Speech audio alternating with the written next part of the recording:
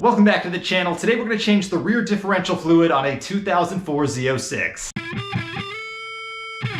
Alright, first thing you want to do is get the car jacked up and onto some jack stands. You want it to be roughly level from the front to the back and from the left to the right side. Here we are in the back of the car. So coming right up here, you'll see the rear differential, and right here is the fill port. That is the high port. And to open that, we have a 10mm hex head. You can see, little snug, goes in perfectly. Now rotating around underneath, you'll see the drain port is right there. So same size between this leaf spring and this rear subframe. So same thing as the transmission. What we're gonna do is start by loosening the fill port. That way we know we can get fluid back into it. Then we're gonna come down here, get our oiled catch can set up, and drain this whole thing out. All right, I'll put some affiliate links to some of the tools that I'm using in the description below. But just like when we were doing the transmission fluid flush, what we're going to do is start by loosening that fill port first by a couple of turns just to make sure that it opens. And again, I'm doing that with a 10mm hex head. And if your tool is similar to mine in that it doesn't have a handle or anything, that's okay, because a 10mm socket fits perfectly over the top of this, and then you can loosen it up with a ratchet. And at this point, you're not fully removing that fill plug, you're literally just cracking it loose to make sure that it will come out in a minute. But once that's done, we're gonna go ahead and do the same thing on that drain plug on the bottom, so go ahead and just crack that thing loose. And after you've done that, go ahead and get some cardboard down on the ground and then put the catch can on top of that. And the cardboard really just makes sure that if anything splatters or spills over the side, that it doesn't stain your driveway. But once that's in place, you can go ahead and remove the drain bolt the rest of the way. And if you've already cracked it loose, you should be able to do that using only finger pressure. And as you'll see in a second in some real-time footage, it's not draining out smoothly currently, so let's go into a quick tip on how to fix that. So you can see it's doing the glug glug glug thing. That is because the other side is not open. It has no air to flow in. So as I loosen this one, it'll start to smooth out.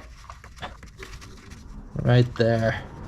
And once again, while this is draining out, we're going to get the other fluid in the pump prepped. Now ideally, you would use a brand new pump for each fluid, but if you are financially constrained like I am, you can use the same pump for both, provided that you purge out all the fluids. So I've already wiped off the exterior and I've already drained out as much as I can from the interior. You can see there's a little bit of buildup still left there on the inside. So instead we have our new gear oil. We're using a 75W90, which is what this calls for. We're going to put the pump into here and purge it out just by pumping it through a bunch until we're not seeing any of the old color in the fluid that's coming out. And don't feel like you have to get every single molecule of the old fluid out of there. There's always going to be some level of contamination, and a very, very small amount is not going to make a huge difference. But you'll see that I'm dumping the majority of the old fluid that's in the pump directly into this oil catch can, then wiping off the exterior pump with a fresh rag prior to putting it into the new bottle of oil, and then just pumping a little bit of that new oil through to get anything else that's remaining in the lines out of the pump. And you can see it's no longer tinted that horrific red color. We know we got the red out and we got the new stuff in. I'm gonna start by flushing just a little bit of this out. And what I mean by flushing it is I'm pumping a little bit of the new fluid in prior to putting in that drain bolt on the bottom, and that'll just rinse out a little bit more of that old fluid. You really only need a few pumps to get you started, and then at that point we can go ahead and put that drain bolt in. But before you do that, you do want to make sure that this bottle is positioned in a place that it's not going to fall. What I'm gonna do is put a 2x4 underneath that it doesn't just fully fall down, because that would be bad. We're confident that the old fluid is now drained. We've got the new fluid coming out. You can see it's a lot more clear. I'm gonna take the old plug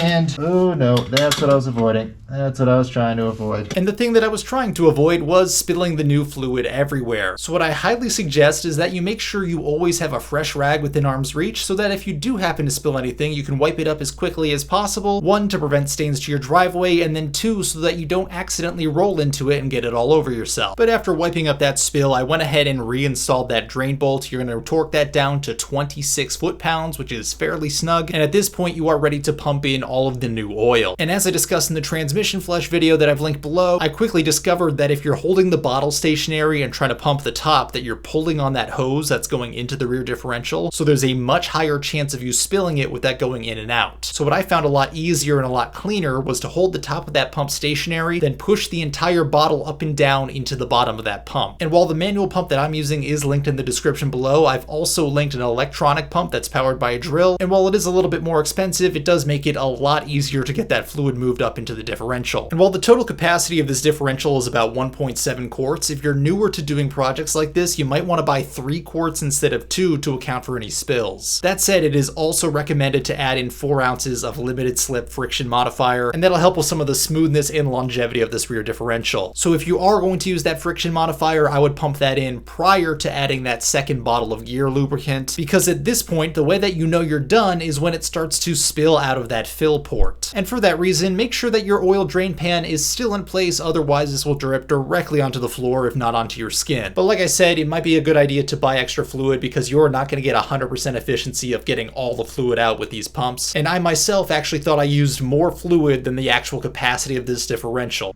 All right, we are full. That is about 1.8 quarts, maybe 1.9 quarts. But at this point, we are getting to the end of this project, so go ahead and carefully pull out that fill tube. You'll want to pump any excess oil out of that pump either back into the bottle or into your drain pan. And even if these bottles are mostly empty, I suggest you put the caps back on them prior to moving out from under the car because there is a very high chance that you will knock them over. Ask me how I know. Finally, you're going to reinstall that fill plug, which is also going to get torqued to 26 foot-pounds just like the drain plug. And with that, congratulations, because you have reached the end of this project. All right, now we're just going to clean up, so wipe any of the excess fluid with a rag. You obviously have to dispose of all your old fluids properly, but other than that, we are all done with this. So I want to thank you guys for watching, and I will see you next time.